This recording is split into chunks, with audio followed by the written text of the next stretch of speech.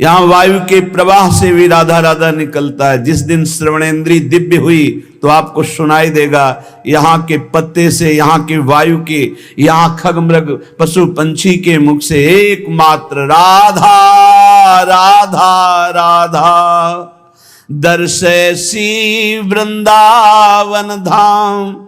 दूसरा अर्थ, जो राधा राधा राधा ऐसा बोलता है उसके नेत्रों के सामने दिव्य वृंदावन प्रकाशित हो जाता है। जहां दिव्य धाम वहीं दिव्य रूप, वहीं दिव्य लीला। ललित किशोरी देव जी कह रहे हैं, अब तो आठों पहर केवल राधा राधा राधा। यहां छाती के अंदर लिख लो, हृदय रूपी कागज में लिख लो राधा, और हर समय उसे बांचते रहो, राधा राधा राधा राधा। बहुत सुंदर साधन है। हृदय में राधा नाम लिख लो, आंख मूंदो तो आपको दिखाई देना चाहिए सामने तेजों में राधा नाम, आंख खोले तो राधा नाम, और उसी को बार बार गाते रहो, सुनते रहो। तो राधा नाम अंक आभूषण भूषित कर अंग नाच, राधा नाम लिखी पाटुलिया ललित किशोरी बाच। साच राधा नाम सो चित रात। परम सत्य राधा नाम से चित्त को जोड़ दो, राधा नाम के गीत गा करके नाचो, राधा नाम को बार बार हृदय में मानस पटल पर लिख करके बांचो। इसी से परम अनुराग प्रकट हो जाएगा, जो चाहोगे वो प्राप्त हो जाएगा। वो बोलता है राधा, प्रेम परवश होकर प्रीतम उसके जन्म जन्मांतर खाते को फेंक देते, नष्ट कर देते हैं। जो इस श्लोक में वही पद में, अनुलिख्यानंतान तदपराधान मधुपति महाप्रेमाविष्टम तो परम देयम विंशति। क्या इसे दूं? ये मुझे राधा नाम सुनाया, इसे क्या दूं? ऐसा श्री कृष्ण विवश होकर उसके लिखे हुए अनंत जन्मों के अपराध सब नष्ट कर देते हैं। जो विश्वास करे, खास बात है विश्वास की।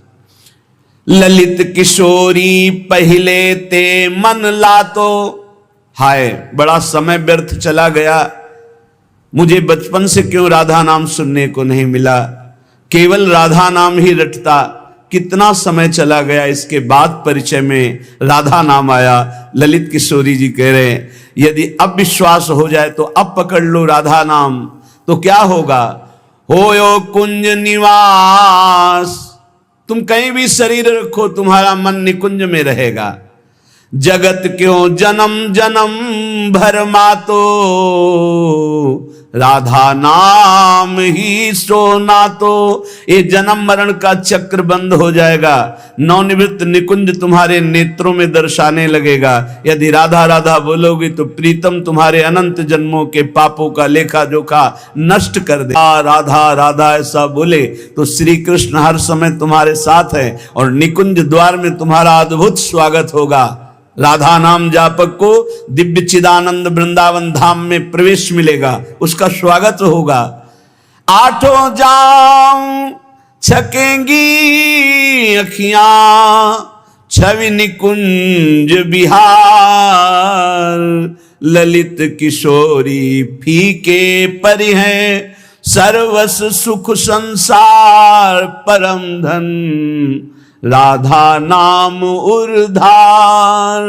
हे उपासक, यदि आठों पहर राधा राधा जपोगे तो तुम्हारे नेत्र छक जाएंगे, जुगल माधुरी तुम्हारे नेत्रों में भर जाएगी, अर्थात प्रिया प्रीतम का साक्षात्कार हो जाएगा।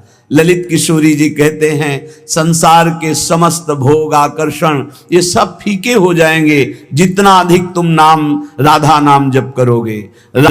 परम सार आत्म तत्व, आत्म तत्व के परम सार परमात्म तत्व श्री कृष्ण, श्री कृष्ण का परम सार राधा किशोरी। इसीलिए परम सार जानकर स्वयं हरि श्री कृष्ण राधा राधा राधा रटत निरंतर, निरंतर राधा स्मृति में। तो राधा किशोरी श्याम श्यामेति सुंदर वरेति मनोहरेति कंदर्प कोटि ललितेति सुनागरेति। निरंतर श्याम सुंदर विविध नाम प्रभु के रटते हुए अश्रु प्रवाह लाडली करती हैं, तो राधा राधा रटते हुए स्मृति में लालजू डूबे हुए हैं। चाहे जितने तुम जैसे नीच पामर हो, कुछ भी अपराध बन गया हो, अब चिंता मत करो, अब लो नशानी अब ना नशई हो, आज तक की आप नहीं करूंगा, तो राधा नाम जप करो, आपका सब ठीक हो जाएगा। किसी की मत सुनो, सब अपनी अपनी अलग भिन्न भिन्न मति है, भिन्न भिन्न गति है। सत्य है ब्रज 84 कोश परम धाम श्री लालजू का। कोई किसी भी संप्रदाय का कहीं का भी हो, क्या ये नहीं जानता कि ब्रज 84 कोश महामहिम धन है। कल एक महामुनि जैन मुनि जी पधारे, तो उनका अहोभाग्य हमें आज श्री कृष्ण की लीला भूमि में प्रवेश मिला। शायद जीवन में दोबारा आने को मिले कि ना मिले, अच्छा लगा। सब कौन ऐसा है त्रिभुवन में जो इस ब्रज भूमि और वृंदावन धाम की, और फिर बिहारी जी के दर्शन को गए, यहाँ की रज माथे पे लगाई, अहोभाग्य बार बार ऐसे बोल रहे थे। ये चाहे जितना कोई गुणहीन मलिन दीन हो, यदि ये नियम ले ले कि अब लो नशानी अब ना नशई हो और राधा राधा राधा रटे, तो उसे निरंतर श्री लालजू के सानिध्य का अनुभव होने लगेगा, सारे दुख मिट जाएंगे और सच्चिदानंद प्रेम रस में डूब जाएगा। सब गुणहीन मलिन दीन अति, जो पतितन में सरदार, पापियों में भी महापापी जो हो, पर वो रटने लगे राधा राधा राधा, तो ललित किशोरी जी कहते हैं मैं वादा करता हूं, महारानी जी के भरोसे होकर निश्चिंत होकर सो, अब यमदूत तुम्हें डांट नहीं लगा सकते, अब तुम्हारी दुर्गति नहीं हो सकती यदि तुम्हारे मुख से राधा राधा राधा ऐसा निकल रहा है। राधा नाम की गति न्यारी, सपने हूं रसना पर आवत जो, तो विवश बनत है कुंज बिहारी। जागृत की राधा राधा कौन कहे, अगर स्वप्न में निकल जाए राधा तो कुंज बिहारी विवश होकर उसके अधीन हो जाते हैं। मान लीजिए तो आप निहाल हो जाएंगे। ये किसी स्वार्थवश महापुरुष नहीं कह रहे, तुम्हारे पास कुछ नहीं देने के लिए, जो है वो सब नाशवान है। उस नाशवान को जिसे तुम महत्व दे रहे हो, इस मार्ग में चलने वाला पथिक पहले कदम पर उसको नष्ट कर देता है, उस वासना को नष्ट कर देता है, उस आश्रय को नष्ट कर देता है, उस चाहत को नष्ट कर देता है जो इस नाशवान की हो। बाद में व्यवहार में तुम देखते हुए उसे नहीं समझ सकते, आंतरिक स्थिति को बनत है, यद्यपि वो विवश नहीं है, परम स्वतंत्र समस्त शक्तियों के स्वामी, पर राधा नाम उन्हें विवश कर देता है, अधीन कर लेता है। जो राधा राधा रटते हैं, एक दिन नवीन किशोर अवस्था के हमारे युगल सरकार गलवैया दिए हुए उससे बात करेंगे। बात मिलने की बात जाने दो, दर्शन की बात जाने दो, बात करेंगे कैसे हो, कैसा अपार वो सुखमय समय होगा जब मेरे प्राणाराध्य पूछेंगे कैसे हो, और हम दौड़कर उनके चरणों में लौट जाएंगे और वो दोनों एक एक बाह पकड़कर उठाएंगे। जन्म जन्मांतर की हमारी चाहत पूरी हो जाएगी। ये सबसे अलग है राधा नाम। जो विश्वास करके राधा राधा हित धू जो विश्वास है, तब ही सुधरे बात, ना तो माया पंथ में फिरे जो टक्कर खात। यदि विश्वास है तो बात सुधर गई, विश्वास नहीं तो माया के टक्करों में चकनाचूर हो जाओगे। कभी काम, कभी क्रोध, कभी लोभ, कभी मोह, कभी मद। तुम्हारा जो साथ देने वाला है वही तुम्हें नष्ट कर देगा। हमारी बात को समझना। यदि भगवद आश्रय नहीं तो तुम्हारा कोई नहीं है, भगवद आश्रय है तो सब विरोध में हो तो भी तुम्हारा कोई बाल बाका नहीं कर सकता। अपनी स्थिति प्रभु में हो, सब बात बन गई। एक हाथी को उसका सेवा करने वाला बहुत जो दुलार करता था, उसे साइड में कर रहा था, एक छोटी छड़ी लेके ऐसे वर्षों से उसका पालन पोषण कर रहा था। काल सवार हो गया, सूर से पटक दिया और जैसे परेठा पलट पलट के बनाया जाता है ऐसे उसको चकनाचूर कर दिया, लातों से रख रख कर मार कर। एक आदमी जा रहा है आराम से, पीछे से साड़ आया, उठाकर पटक दिया, इतना मारा, मर गया। एक एक मिनट में मृत्यु हमारे लिए खड़ी हुई है, कहां कब कैसे। इसलिए हमारा जीवन जितना है वो सब सुखमय हो जाए, आनंदमय हो जाए, हमारी मृत्यु भी हो तो महोत्सव बन जाए। इसलिए राधा राधा राधा। पूज्य भाई श्री हनुमान प्रसाद पोद्दार जी महाराज कह रहे, प्रेम शब्द संसार में सार्थक नहीं है, धोखा है। यहां संसार में कोई किसी से प्रेम नहीं करता, कोई नहीं करता। अपने स्वार्थ की पूर्ति के लिए ही यहां प्रेम शब्द का प्रयोग किया जाता है। प्रेम केवल केवल सच्चिदानंद से होता है, क्योंकि प्रेम कामना रहितम, प्रेम में कामना नहीं होती, और यहां बिना कामना के प्रेम नहीं होता, इसलिए वो प्रेम नहीं है, वो राग है, वो मोह है, वो आसक्ति है, वो काम है, प्रेम नहीं है। प्रेम सच्चिदानंद में होता है, क्योंकि प्रेम सूक्ष्मतरम, और यहां स्थूल शरीर को लेकर प्रेम किया जाता है, स्थूल शरीर को लेकर। जो स्थूल को लेकर किया जाता है वो राग होता है, प्रेम नहीं होता। जो कामना को लेकर किया जाता है वो राग होता है, प्रेम नहीं होता है। और ये क्रिया स्वरूप है और प्रेम अनुभव स्वरूप है। प्रेम अनुभव स्वरूपम और ये क्रिया स्वरूप है, इसमें क्रियाएं होती हैं, तो ये क्रियाएं मोहाशक्ति से होती हैं। प्रेम अनुभव स्वरूपम, हृदय का विषय, अनिर्वचनीयम, इसमें वचन बोलते हैं। जहां एक दूसरे के प्रति मैं तुम्हें बहुत प्यार करता हूं, क्यों? उसको प्रभावित करके अपनी वासना की पूर्ति करना है। इसलिए चाहे कोई वासना हो, कोई स्वार्थ हो, कोई किसी से मित्रता करता है तो बीच में गंदगी होती है, निज सुख गंदगी होती है। अपनी भावना को पोषण करना, अपने स्वार्थ का पोषण करना, अपनी वासना का पोषण करना, अगर ये गंदगी निकल जाए तो सच्चिदानंद प्रेम कहीं भी कर ले तो भगवान की प्राप्ति हो जाए। पर स्वसुख वांछा रूपी गंदगी का त्याग, जो अपने सुख को भोगने के लिए दूसरे से प्यार का शब्द प्रयोग किया जाता है, ये राग है, ये काम है, मलिन वासना है, ये प्यार नहीं है, ये मदांध है। को आ मदांधो मदनातुरोवा, ये काम से व्याकुल पुरुष ऐसा बोलता है, अपनी कामना की पूर्ति। काम का तात्पर्य केवल एक जनेंद्री जन्य नहीं है, हर इंद्री की कामना से युक्त होकर जो किसी से बोला जाता है मैं तुम्हें बहुत प्यार करता हूं, ये केवल वासना का केवल सूचक है, क्योंकि अनिर्वचनीयम प्रेम स्वरूपम, प्रेम कभी कहा नहीं जा सकता कि मैं तुम्हें बहुत प्यार करता हूं। इसलिए प्रेम सार्थक होता है सच्चिदानंद भगवान में। प्रेम शब्द केवल लगता है भगवान में, और यहां जो भी होता है वो राग होता है, काम होता है, आसक्ति होती है, मोह होता है। प्रेम शब्द श्री भगवान में सार्थक होता है, समझ लीजिए। जहां भी प्रेम कोई कहे कि हम आपसे प्रेम करते, तो समझ लेना बहुत कोई न कोई स्वार्थ बुद्धि है, कोई न कोई वासना बुद्धि है, कोई न कोई अपने सुख की बात ये देख रहा है मेरे में, इसलिए कह रहा है मैं तुम्हें बहुत प्यार करता हूं। प्रेम विशुद्ध होता है, कामना मलिन होती है। प्रेम निस्वार्थ होता है और कामना स्वार्थ युक्त होती है। यहां कौन निस्वार्थ प्रेम करता है? यहां कौन विशुद्ध प्रेम करता है? उज्जवल होता है प्रेम और काम मलिन होता है। प्रेम इंद्रियातीत है और काम इंद्रियों से होता है।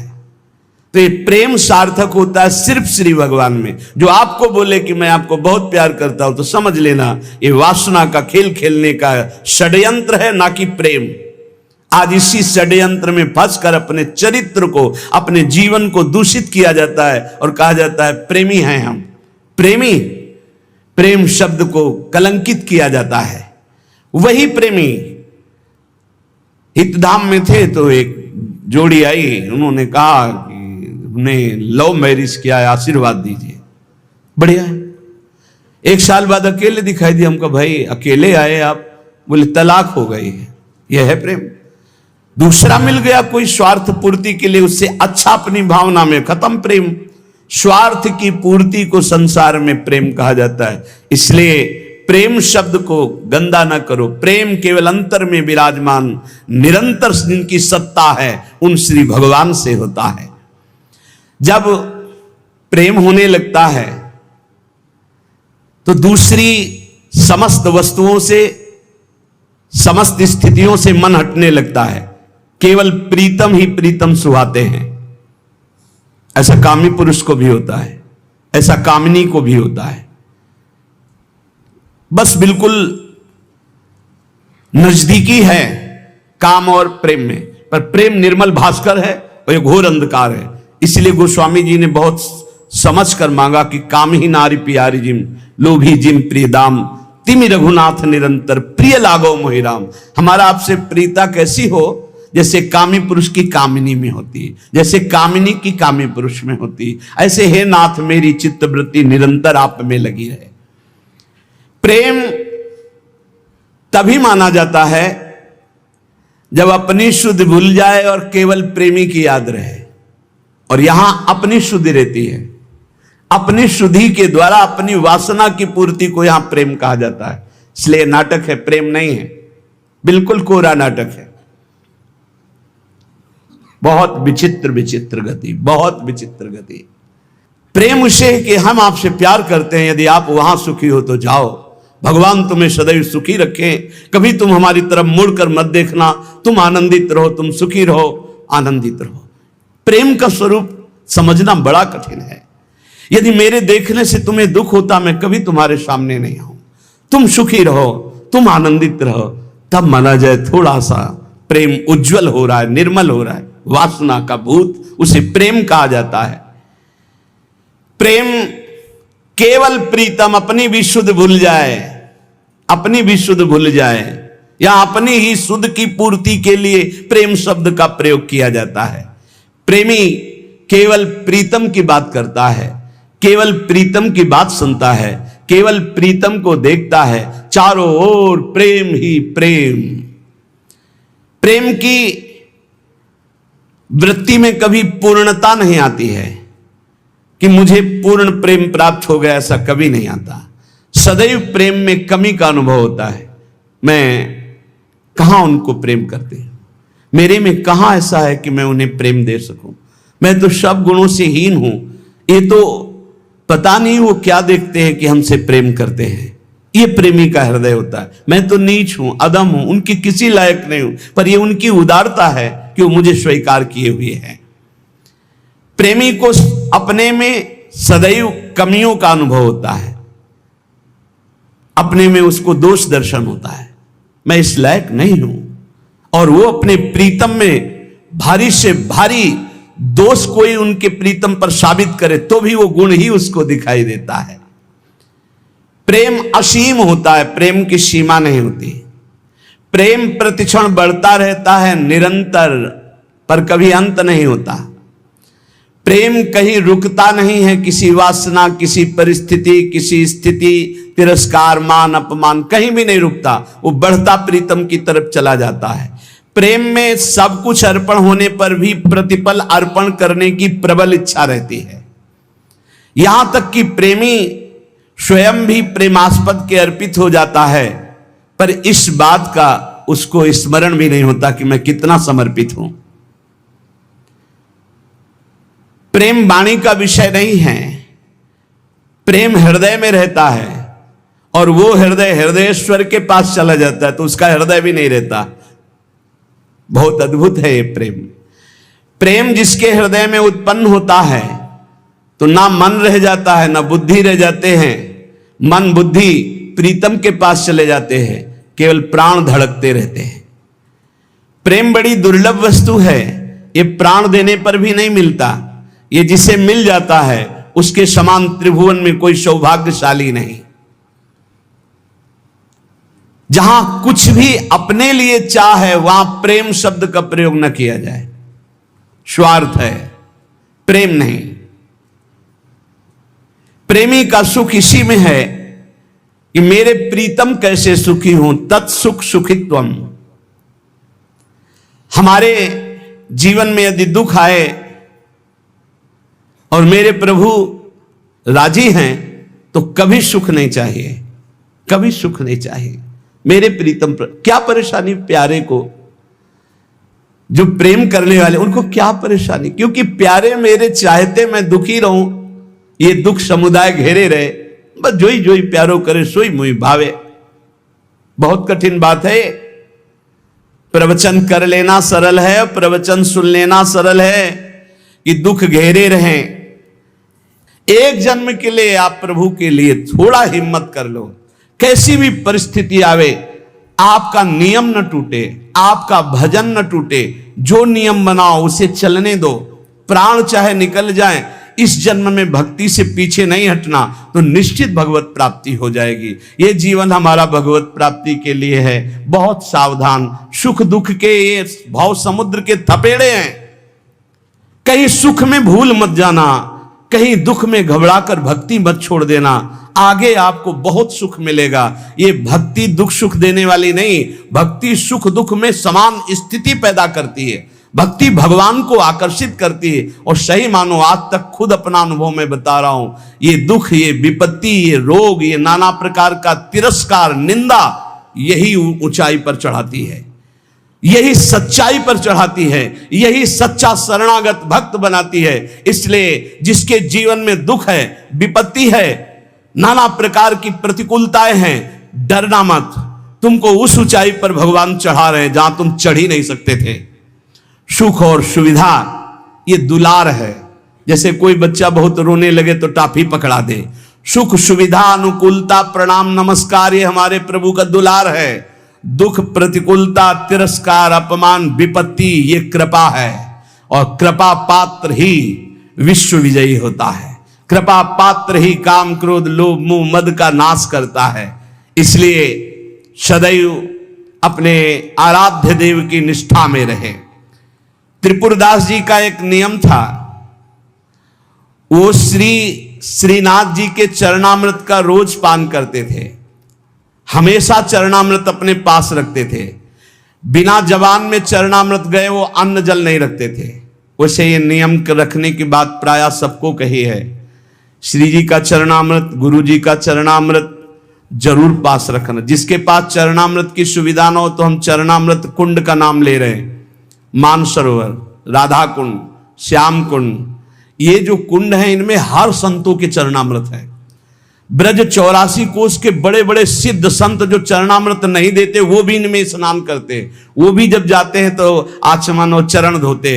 इन कुंडों का जल रख लो, एक एक बूंद रोज अगर मुख में डालोगे, एक एक बूंद, तो आपका चरणामृत पान का नियम पूरा हो जाएगा। और राधा वल्लभ जी, बांके बिहारी राधा रमन जी, यहां तो करुणा बरसती। आप चले जाओ पात्र लेकर और हाथ जोड़कर प्रार्थना करके मांगो तो आपको चरणामृत मिल जाएगा। अगर इतना चरणामृत मिल जाए उसमें आप जल मिला ले तो आप वर्षों उसी को चलाते रहें, जल मिलाते रहें, चलाते रहें, वो चरणामृत ही होता है। एक दिन संयोग की बात, जब आप भोजन करने के लिए गए तो जो श्रीनाथ जी के चरणामृत का पात्र था, वो जो चरणामृत मांगते थे मिल जाता था, सेवक देते थे। बोले आज तो चरणामृत खत्म हो गया। आपने कहा पहले क्यों नहीं बताया? अगर पहले बताए होते तो चरणामृत की व्यवस्था करते। तो ठीक है, ठाकुर जी को भोग लगा दो, अब हम प्रसाद नहीं पाएंगे जब तक चरणामृत नहीं। ये पूज्य श्रीधर बाबा जी को हमने नियम देखा कि वयोवृद्ध थे, 3 बजे आसन पे बैठते प्रातःकालीन और 1 बजे तक जप करते। 1 बजे के बाद 2 साधक उनको उठाकर ले जाते परिक्रमा मार्ग में। वो साष्टांग दंडवत लोटपोट होते, फिर आते अपने ठाकुर जी की 4 परिक्रमा करते। इसके बाद हाथ जोड़कर मंदिर में चरणामृत लेते। और जब चरणामृत जिस दिन, एक तो प्राय रहता ऐसा कभी हो गया कि कोई दूसरा भगत जो उनके नियम निष्ठा को नहीं जानता वो सब बट गया, तो बोले बाबा चरणामृत तो बट गया, 1 बूंद पानी नहीं पिएंगे। अब फिर 1 बजे वही प्रक्रिया करके चरणामृत मिलेगा तब पानी पिएंगे, तब भोजन कर। ऐसी भक्तों में निष्ठा। तो उन्होंने कहा मैं दरबार जा रहा हूं, तुम लोग श्री ठाकुर जी को भोग लगाकर प्रसाद पा लेना, अब मेरी प्रतीक्षा मत करना, क्योंकि जब तक चरणामृत नहीं तो मैं ठाकुर जी का प्रसाद भी नहीं पाऊंगा। मन में निश्चय किया कि यदि चरणामृत श्रीनाथ जी का नहीं मिला तो चाहे प्राण निकल जाए कभी कुछ जबान पे नहीं रखूंगा। चरणामृत के बिना मेरा जीवन किस काम का। रसोईया अपने कार्य में लग गया। इतने में स्वयं श्रीनाथ जी 10 वर्ष के बालक का रूप रहकर पात्र में चरणामृत अपना जतिपुरा से ले गया, वहां पहुंचे और कहा सुनो ये 3 पात्र रखे हैं, त्रिपुरदास जी को बता देना, इसमें श्रीनाथ जी का चरणामृत, इसमें महाप्रभु वल्लभाचार्य जी का चरणामृत, और ये तीसरे पात्र में श्रीनाथ जी का उच्छिष्टामृत, उनको बुला लो और पवाओ। और ये तीनों थैलियां भेजी गए। बालक ऐसा कह के चला गया। त्रिपुरदास जी को बुलाने के लिए गए। त्रिपुरदास जी दरबार में थे, एकांत में आए और उनका मैंने कहा था कि बिना चरणामृत के हम प्रसाद नहीं पाते, क्यों हमको तंग कर रहे हो? बोले नहीं, चरणामृत तो आपकी ही बात पहुंच गई है तो वहां से चरणामृत भेजा गया है। बोले कौन बालक चरणामृत लाया? बोले जय जय ने भेजा होगा। तो कितनी अवस्था था? 10-12 वर्ष की अवस्था। तो कहा अरे बालक नहीं था, साक्षात श्रीनाथ जी थे, साक्षात श्रीनाथ जी थे। जे ही अलौकिक चरणामृत का स्वाद, स्वयं श्रीनाथ जी ने अपना चरणामृत उतार, वल्लभाचार्य जी का चरणामृत और अपना उच्छिष्टामृत। जो साधक, जो भक्त निष्ठावान होते हैं तो ठाकुर जी उनकी निष्ठा की पूर्ति करते हैं। इसलिए अपने जीवन को भक्ति की निष्ठा में बांधिए। जो नियम लो आजीवन प्राणपण उसका निर्वाह करो। ठाकुर सेवा का, संत सेवा का, चरणामृत का, जो नियम लो, कुछ नियम जीवन में होने चाहिए, कुछ नियम होने चाहिए जो जीवन भर चलने चाहिए, चाहे बीमार हो चाहे जैसी स्थिति हो, वो नियमावली नहीं टूटना चाहिए। उन नियमावली से ही भगवान रीझ जाएंगे। नेम से ही प्रेम होता है और फिर प्रेम में कोई नेम नहीं रहता। इसलिए उपासक नियम पूर्वक, दृढ़ता पूर्वक भक्ति करे, खूब नाम जप करे और इसी जन्म में भगवत प्राप्ति करे, ऐसा दृढ़ निष्ठावान बने। शेष चर्चा आगे। श्री राधा वल्लभ लाल की।